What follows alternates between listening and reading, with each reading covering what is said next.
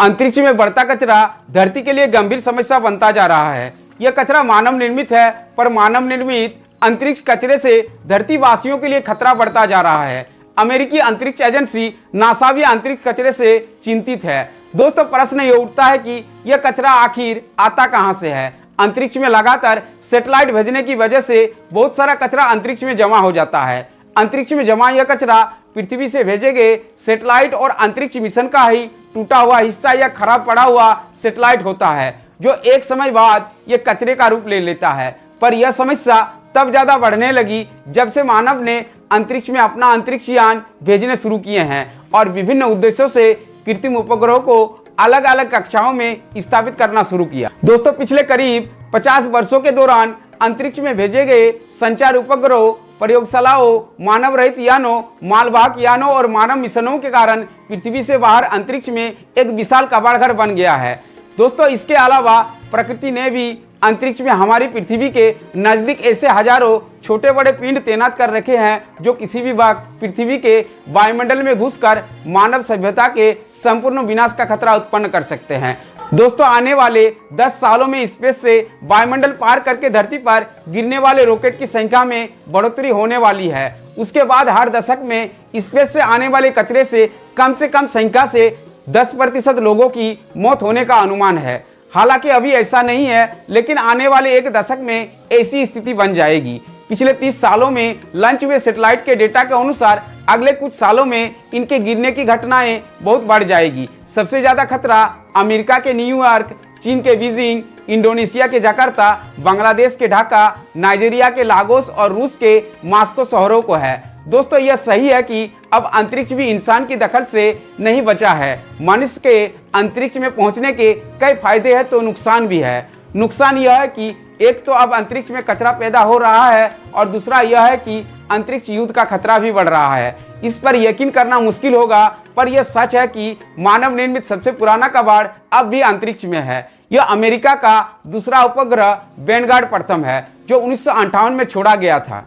दोस्तों, साल 2018 में अंतरिक्षीय कचरे की भयानक आशंका का प्रश्न उठाया था, जब बताया गया कि चीन का अंतरिक्ष केंद्र थियागोंग प्रथम एक अंतरिक्ष कबाड़ के रूप में किसी समय पृथ्वी से टकरा सकता है। चीन अंतरिक्ष एजेंसी से इस केंद्र का संपर्क 2016 में ही खत्म हो चुका था। बाद में पृथ्वी पर ही इसके गिरने की जानकारी मिली थी। हालांकि करीब 9 टन वजनी अंतरिक्ष केंद्र का वजन धरती की सतह तक पहुंचते पहुंचते 1 से 4 टन ही रह जाने की खबर से कुछ राहत मिली थी। पर जब साल 1979 में 75 टन से भी ज्यादा वजनी नासा का स्काईलैब धरती पर गिरा था, तब दुनिया भर में घबराहट फैल गई थी। लेकिन वो बिना कोई नुकसान पहुंचाए समुद्र में गिरकर नष्ट हो गया था।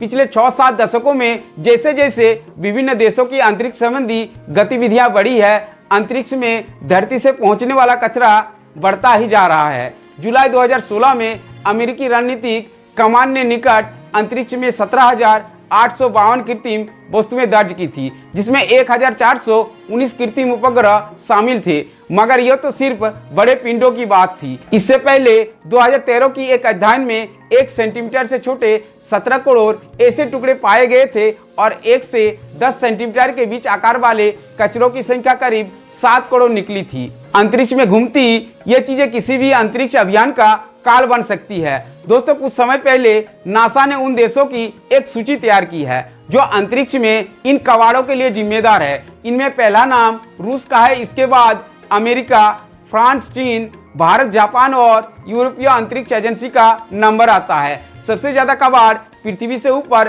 550 मील से 625 मील के बीच में फैला है। अंतरिक्ष में पहली बार स्पुतनिक प्रथम उपग्रह भेजे जाने के बाद से मनुष्य हजारों टन कचरा पृथ्वी से बाहर अंतरिक्ष में फेंक चुका है। पिछले 50 वर्षों के दौरान अंतरिक्ष में भेजे गए संचार उपग्रहों, अंतरिक्ष प्रयोगशालाओं, मानव रहित यानों, मालवाहक यानों के कारण पृथ्वी से बाहर एक विशाल कबाड़घर बन गया है। इसके अलावा प्रकृति ने भी अंतरिक्ष में हमारी पृथ्वी के नजदीक ही ऐसे हजारों छोटे बड़े पिंड तैनात कर रखे हैं जो किसी भी वक्त पृथ्वी के वायुमंडल में घुसकर मानव सभ्यता के संपूर्ण विनाश का खतरा उत्पन्न कर सकते हैं। दोस्तों, सवाल उठता है कि इस समस्या का हल क्या है। वैज्ञानिकों का कहना है कि अंतरिक्ष से ये कबाड़ बटोर कर वापस पृथ्वी पर लाना ही एकमात्र समाधान है। हालांकि आज भी ऐसा तकनीक का विकास नहीं हो पाई है जिससे अंतरिक्ष का कबाड़ साफ किया जा सके, पर भविष्य में प्रक्षेपित होने वाले उपग्रहों और बूस्टर रॉकेट के इंजनों में ऐसी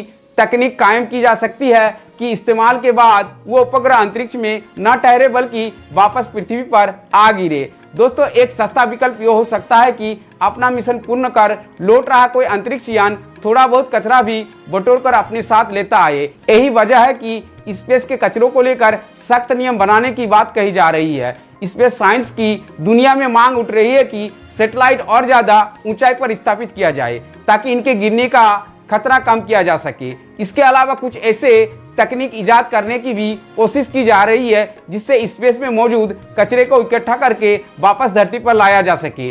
जय हिंद, वंदे मातरम दोस्तों।